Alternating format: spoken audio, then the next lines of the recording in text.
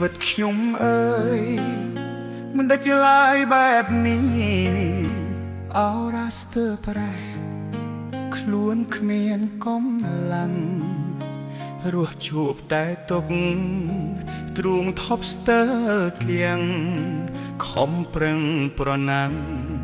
នឹងជោគវាសនាអើយល្អអាហាបីពេ